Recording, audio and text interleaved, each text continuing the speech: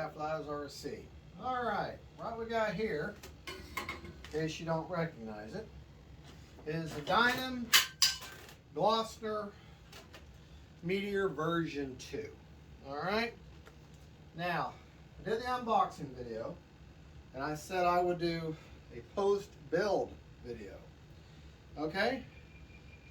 And I will tell you one thing. I've put a lot of planes together.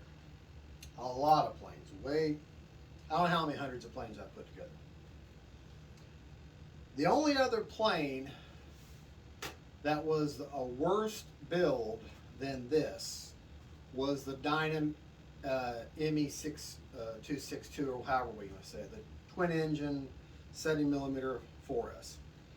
Okay, this one absolutely was a nightmare. Okay, now having said that, okay, I rushed. I did not dry fit my parts, to see, check them for a fit first, okay, and I was kind of in a hurry because I was running out of time. I had to get to bed, I had stuff I had to do, so that had a lot to do with it. However, this is a 6-cell bird, okay? The 2 wing halves slide on the end, okay? They recognized that they didn't have enough structure in there to keep these outer wing panels from being flexible, all right?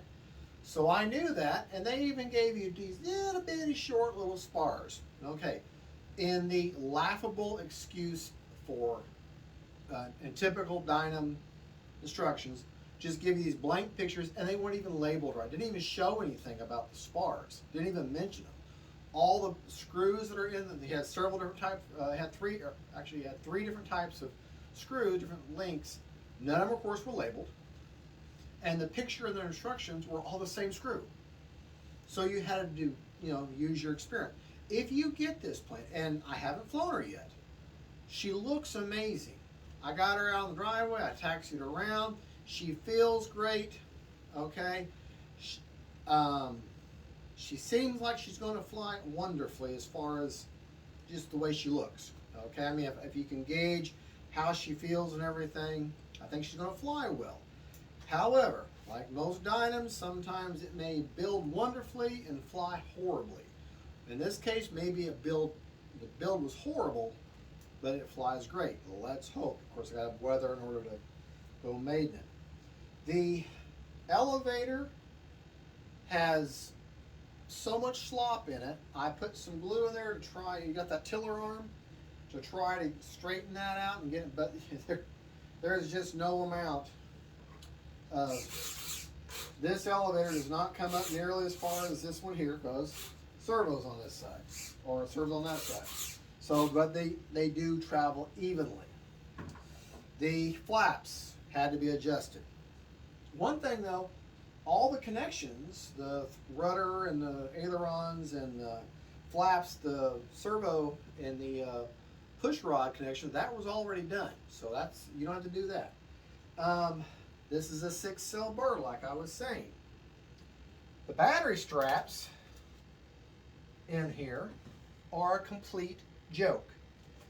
Okay, they gave you one little strap, or actually gave you 2 straps. That's 6-cell batteries. They didn't even fit up over the side of the batteries. No matter how I configured the battery. I turn it sideways, whatever, they won't even fit over it. They won't even get over the top of it. So I had to rip that tray out, put in my own little wooden tray, and basically make my own straps. Okay, so I'll show you what I did. As you can see, I made my own Velcro strap, put a wooden plate in there, and that's what I did. Okay, the battery hatch did a typical mod, piece of tape. The magnets, it's tongue and groove. The magnets, I think they'll hold it down because it goes in there and it's in there pretty good. Okay, the pilot, couldn't even use a pilot. Let me show you the pilot. Okay. pilot they give you is just a head. Okay? And there's nothing, no structure, no nothing to, just the very outer edge of that. So sitting in there, I'd have to put something in there to make it solid. And the only place where it fits is right over the hole. There's a hole there. And if I cover that hole, well, then I'm not going to get any, then this is, and the heat's going to bubble up. So I didn't even use a pilot. The heck with it. Just not even. The instructions are water decal. Okay? So you have to soak them, you have to cut them all out, just like you did when you did plastic models as a kid. You cut them all out, you put them in water, let them soak, and then they peel. They're ever so delicate. So, if you get the model, which it is an adventure, it's an adventure, where this black, this decal goes on there, you'll have to put it on there and have to cut it. And of course, immediately, first time you take the hatch off, so take a piece of clear tape and put along the edge to keep that from eating up so much. Now, these black stripes, this is my biggest, #1 complaint. Like I said, they gave you these spars to put in there, okay? Had I dry fitted and fit things together by just, maybe I'd have gone a little bit better, but I didn't. It was obvious how it looked. The spars they were obvious that you gave four the same length. I slid them in, put my epoxy in, slid it in, and then my wires. There's no place to put the wires. So I had to gum the wires up and get them. Meanwhile, my epoxy is starting to get dry. And I'm starting to fight with it. Now it's on my fingers. Now I'm pulling it apart. So I just made a huge mess. And then the screw, there's two itty, this is your aileron out here, right? Two itty bitty thin screws are the only ones that will fit in there. They go in from the bottom. Well, there's one over there and there's one over here. They didn't line up. I could not, and now my epoxy, so it's just a huge mess. So I soaked epoxy on this side, soaked epoxy on this side, shoved it all in there. My wires are all glued up in there the best I can and covered by black tape. I'll let them dry. Now they're actually quite stiff, and they are not coming off. So I'm not worried about these wing ends coming off. Okay? Now, the other big thing. See this piece of rudder back here? It ain't hooked to nothing. It's supposed to be. They give you this, I showed it in the unboxing, a square shaped carbon fiber spar. Well, it joins up in a foam channel. What happens in foam? It expands, right? It's very sharp cut, little bitty thin square spar that goes in there, and it's supposed to extend up into this part of the rudder. As soon as you put it in there, it does key in there, and immediately there's so much slop. I was able to do this and the main rudder not even work. So I'm hoping that the regular, this is like with Captain Blosh and Robert, those guys. I'm hoping that is going to be, I put 150% travel on that. I hope that's enough rudder to turn it, because that top rudder ain't going to work. Okay. Oh yeah, the gear. Yeah, I can hear it trying. The gear don't work. I have to, in order to get that gear to work, I got to unplug the model, plug it back in. It'll work one time, and then it won't work again. I don't know if it's like a sequencer or something. It just has a straight line. It won't work again. It'll work one time down, one time up, and then that's it. So the gear is staying down. Now, that's all the negatives. Okay.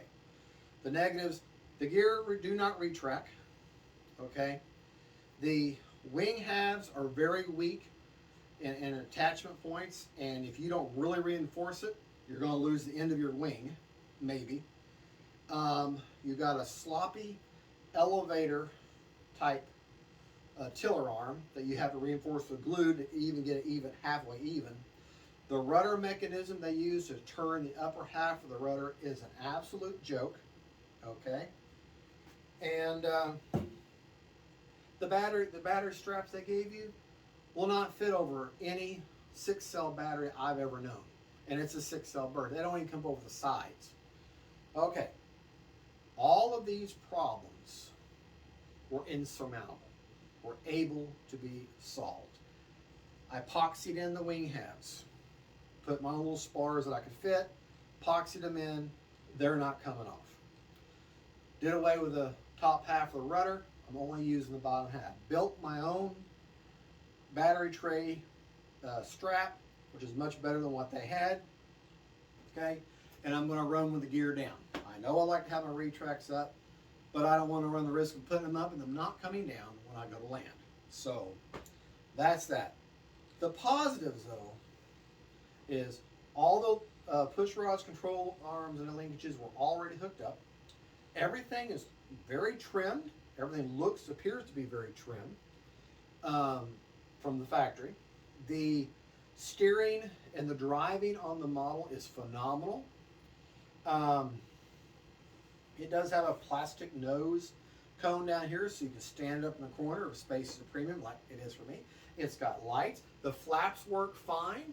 I had to do a little bit of trimming to just undo one, just to tighten. You know, there's a quick connect with a screw where you can undo it and then pull your flap in. I had to adjust one of them just a little bit. I find that on expensive E-fly planes. Okay, that's no big deal. That's expected. The model looks, even with all my smudges in the model looks amazing. Okay, the 70 millimeter fans. I mean, I turn them. They got plenty of power. I mean, better than a 1-for-1 ratio. I mean, I'm thinking this. I don't think it's going to scream because it's got such a thick wing and there's so much resistance. But I think it's going to have plenty of power to get me out of trouble, which I probably will need. But hopefully the weather will allow me to maiden this thing. I don't have any kind of gyro in it. I've just got my throws set at 100% with 30% expo everywhere. I know from watching many videos on this, the 6-cell and the 4-cell, she's not a fast flying bird. So I think the 100% throws with 30% expo is going to be fine. She does have a really big, thick wing, so she should fly very stable. The CG, there's very little room. There's only maybe an inch of room really to play with. So if you put a 5,000 there, you're going to have a thinner one, which is maybe what they intended, because this top, if you want to go forward, the top of this canopy, unless you do some carving, it won't fit down. You got to move your battery all the way back, which typically with jets, level to ever so slightly tail heavy, more level than anything else, but really level, okay? Unless you're really good at flaring and everything, you know. But there were guns that were supposed to go in here. I think maybe it was the other spars, but like I say, the instructions are usually Dynam instructions. The planes are pretty simple. You can figure them out. These Dynam instructions need to be more specific for this plane. They weren't. They were terrible instructions. The only thing I really used the instructions for was tell where the decals go. But other than that, other than those issues, oh, and these drop tanks, they fit on in 2 sections. You just have to glue them on. And there's one part where they go over, they kind of hump over. Well, they don't even touch underneath that. So who knows how long they'll stay on. But I think she'll fly well. It's just the build was a nightmare. I probably spent 4 hours putting this thing together last night. And like I said, I rushed into it, didn't dry fit, and it ended up being a lot longer process than I thought. But it's a Dynam plane, okay? I will tell you this, working through the problems and getting to the final product was an adventure. Not all of it was fun, but a lot of it was fun. It's stupid to say, but the part of the charm of Dynam planes is that they are flawed from the get-go. You don't buy a Dynam plane, be your first plane, and it's not your first build, and you have to alter. Oh yes, there's another thing I just now remembered.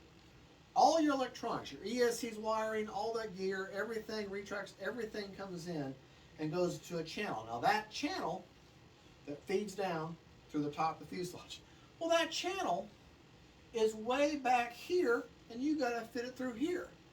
So you can't even reach it. And the wires aren't long enough. So I had to carve a chunk of foam about that long and that wide out in the middle of the fuselage so the wires would fit in front where I could grab them. Huge design flaw. There was no reason why they couldn't have put the opening further up in the fuselage to line up where the wires came out. So it's like going backwards in this way. And you can't see what you're doing. You got about 50 wires, and that was and then if you're going to face that, wrap you some string around it or some tape or some zip ties or something and make it one long piece and fit that through. And you'll still want to carve a little bit of that foam out anyways. So, and that's your ESC, that's everything. EC5 connection for the battery. Like I said, this is a modeler's plane. This is not a beginner builder. This is maybe not even an intermediate foam plane builder. This is more an advanced foam builder because you got to really, you got to think outside the box and do a lot of repairs right off the bat just to make it fit together. We'll see how she flies, but honestly, with my experience that I've had with planes, given how this plane looks and feels, and the CG, I want to say, is right about where these knobs are. There's these raised indentations. I think that's where the CG is supposed to be. I haven't really read it. I haven't read the instructions again, but yeah, that's maybe actually just a little bit too nose heavy, but that's about right. About on top of them knobs there. So just to the front, you can feel these knobs just the front of those knobs there. That's about where I'm going to have her. So you see our panel line here, these knobs, put your finger, just touch them knobs, and that's your CG, at least from what I can tell. But we will see when we get her up in the air. Remember, a nose heavy plane flies poorly, a tail heavy plane flies once. Okay, folks, there you go. That's my post build overview of this beast. It should have been 6 cell from the get-go. It's a good looking plane. Like I say, it's got flaps, it's got lights. It's got a lot of definitely head turning possibility. Oh, and I just put my antenna out either side from my aftermarket Spectrum protocol receiver. And let me show you real quick. Turn it upside down. I'll show you the flaps. Okay. There's my landing flaps. There's my landing flaps. That's my takeoff flaps. And of course flaps up. Yeah, maybe the gear will work. No, it tries. But no. You hear them trying them, they don't do anything. Alright folks, there you go. This is Fat Guy Flies RC. This is the Dynam Gloster Meteor version 2. I'll put a link to its purchase in the description if I got it at Bitco Hobby. Just because I had problems with it doesn't mean you will have problems with it. But go into it knowing you're probably going to have, at the very least, dry fit your parts. Take your time. Look at instructions online. Look at other build videos. Do as much and go into it with an open mind and make sure you've got plenty of tape and glue and everything there, and know that you're probably going to have to mod a few things. Okay? Expect that. Now, hopefully, if she flies well, then I'm going to give a big recommendation to it with that caveat about Dynam-esque things. If she doesn't fly well, and I will go and verify that CG, of course, before I fly it, but if she doesn't fly well and I'm doing everything right, then I won't be able to give a good recommendation. Bitco Hobby, I'm going to do the best I can, Bitco, if you're watching this. But if But the build was a huge burden. Some of it my fault, but it was a burden.